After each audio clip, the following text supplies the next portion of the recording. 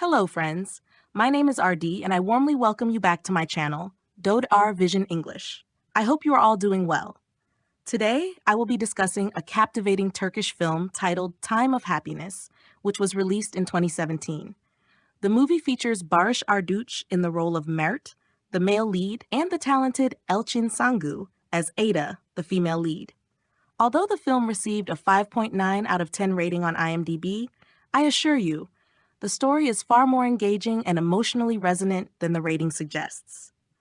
The narrative explores a thought-provoking concept that there are two kinds of people in the world: those who continue to move forward, find success, and maintain happiness, and those who feel stuck, experience failure, and live in sorrow. At its heart, this is also the story of a self-proclaimed playboy who unexpectedly falls deeply in love. So without any further delay, let us delve into this beautiful and emotionally rich film. The story begins with Mert visiting an art exhibition, where he notices a striking masterpiece. Standing beside the artwork is a girl named Ada. Mert tells her that he doesn't like the piece at all.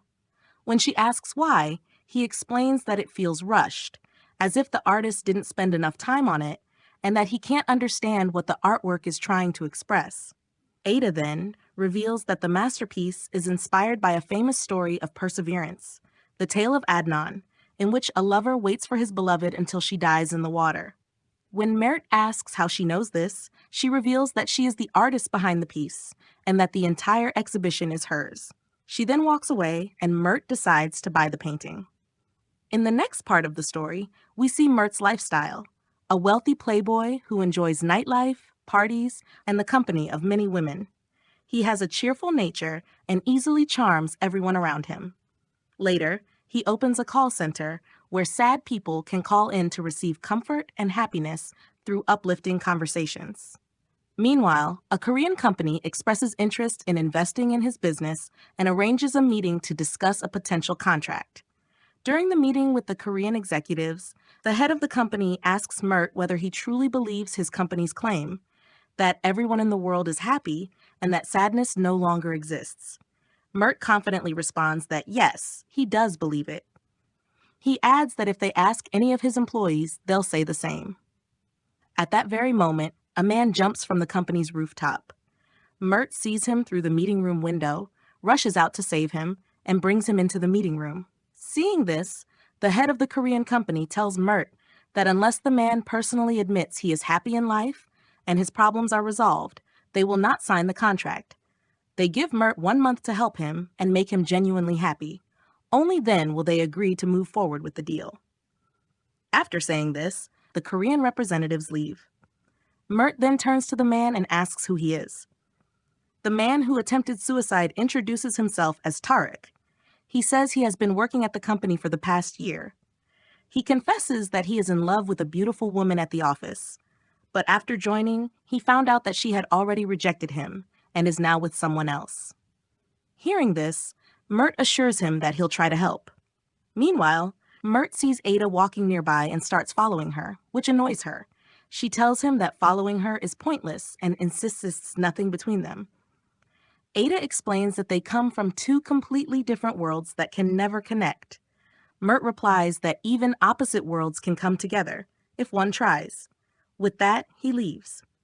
Later, during class, Ada's best friend approaches her and asks about the handsome, talkative guy she saw. Ada replies that he's just a rich playboy who's been bothering her. Her friend challenges her judgment, asking how she can be so sure he's a bad guy when she's never had a boyfriend or been close to any man before. Ada responds, "Who told you there's no boy in my life? There is one, my brother, with whom I've spent my entire life." Mert soon learns that Tarık is Ada's brother. Tarık admits that he feels dead inside but is now willing to accept help.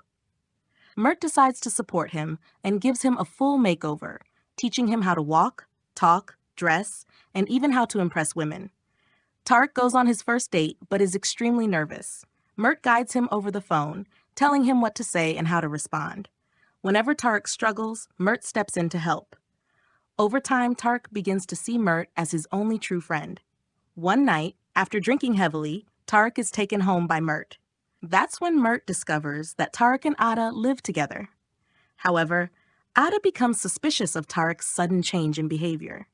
She worries he may have fallen into bad company or gotten involved in something dangerous, like the mafia.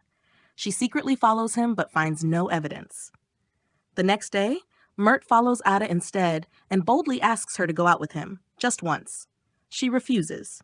In response, he blindfolds himself and starts walking on the main road. He says he will not remove the blindfold from his eyes until she says yes.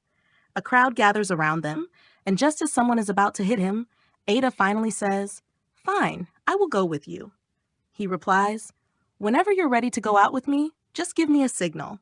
One day, Ada is checking Mert's Facebook account and accidentally likes one of his photos. Mert takes this as a signal that she's ready to go out with him. The next day, he tries to impress her the way he usually does with other girls, by giving balloons and puppies, and even secretly places a phone in her bag.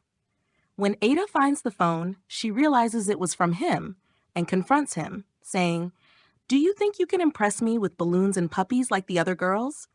Do you think tattoos and parties will work on me?" Mert responds by admitting that he knows she's different, that everything he tries fails with her, but he just wants one chance to take her out. Ada finally agrees. The next day, they go on a date at a car racing track. Ada asks if he seriously considers this a date. Mert replies that she's not like other girls, which is exactly why he brought her there. They both take part in a car racing competition and win. Just then, Tarek arrives and starts cheering for Mert, forcing him to hide Ada so Tarek doesn't find out. After the race, Mert drops Ada off at her house, and she invites him in for coffee. He asks if she lives alone, and Ada replies that she lives with her brother, who works on a farm and whom she loves very much. That same night, Tarek comes home very late, and Ada becomes upset. She scolds him, saying she doesn't like his changed behavior at all. The siblings end up arguing fiercely, shouting and saying hurtful things to each other. The next morning at breakfast, Ada prepares a healthy meal for him and tells him she avoided using oil to make it better for him. Tarek apologizes and says, "Sister, forgive me. You take care of me like a mother, but because of your constant care, I've never been able to grow up. I couldn't move forward in life. I failed in my studies. I couldn't even handle my marriage. That's why I got divorced within a year. Please stop treating me like a child so I can learn to stand on my own feet and see life from my own perspective." Hearing this, Ada feels sad and realizes that, in some ways, she is also responsible for how Tarek feels. Meanwhile, Tarek tells her that his new Playboy friend is actually the reason behind his recent changes. He's been undergoing basic training, learning how to improve himself and handle life better. Although it still feels a bit awkward, it's helping him grow. At that moment, Ada remains silent. The next day, Mert calls Ada and asks if she's free to meet. She tells him that she's out of town, but says he can come if he wants to. Without hesitation, Mert drops everything and goes to meet her. At the time, Ada is attending her friend's wedding. They spend quality time together, enjoy each other's company, and slowly begin to grow closer. Later, Ada takes Mert to a house and tells him that she recently bought it. She explains that it used to belong to her parents, but after they passed away, she and her brother sold it to pay for their education. Now, she has repurchased it as a gift to her brother and plans to start a business there. She opens up more about her past. "My brother was once a university topper, but after losing our parents, he gave up his own career so I could continue my studies. He later received a major job offer, but turned it down to stay by my side and support me so that I could become independent." Ada explains that whatever she has achieved today is because of her brother's sacrifices. She also adds that buying this house again was possible partly thanks to Mert, because the masterpiece he purchased at her exhibition provided some of the money she needed. The next morning, Ada calls her brother and invites him to see the new house. Hearing this, Mert quietly leaves so the siblings can have their moment. When Tarek arrives, Ada shows him around, but when she looks for Mert, she realizes he's gone. Meanwhile, Mert is struggling with his feelings. He realizes he can no longer run from the truth. Deep down, he has truly fallen in love with Ada. He returns to the house to see her, but as soon as Tarek sees him, he blurts out, "Hey, this is the guy who was giving me Playboy training." Hearing this, Ada becomes furious. After Tarek goes inside, Ada confronts Mert and says, "So your motive for getting close to me is fulfilled. Now I want you to stay away from my brother and leave our lives." Heartbroken, Mert walks away. The next day, Ada is searching online and comes across an article about Mert's company and the incident involving Tarek's suicide attempt. Shocked, she asks Tarek if it's true. He admits that yes, he once tried to take his own life, but Mert saved him. He also tells her that whenever he faced any difficulties, Mert was always there to help. "In this world," he says, "the only person I can truly call a friend is him." Hearing this, Ada feels both happy and guilty. She decides to find Mert and apologize. Meanwhile, Mert is attending a press conference where reporters ask how he feels about the changes in his life. He replies that he feels incredibly good and fulfilled because of everything he has learned. One reporter asks Mert whether he still believes that success, money, and wealth are true symbols of happiness. He responds, "No, I don't believe that anymore. If you had asked me a few months ago, I would have said yes. But now I know that real happiness is when a brother sacrifices his entire life and career just to see his sister succeed. Real happiness is when a sister gives up her own dreams to care for her brother."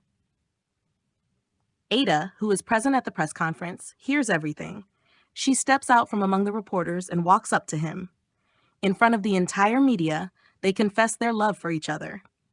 The movie ends with a heartwarming scene where the entire family, Tarek, Ada, her best friend, Tarek's new girlfriend, and Mert, are all sitting together, happily sharing dinner. So friends, our movie comes to an end, and what a heartwarming ending it is. This story is a beautiful tribute to the unbreakable bond between siblings, a powerful reminder of what true sacrifice looks like when it's done out of love. It also shows us something deeply important. Sometimes, all it takes is one meaningful connection, whether it's with a brother, a sister, a friend, or a lover, to change your life completely. And yes, even a so-called playboy can fall deeply, genuinely in love. So let's not judge people too quickly by their appearance or lifestyle, because who knows?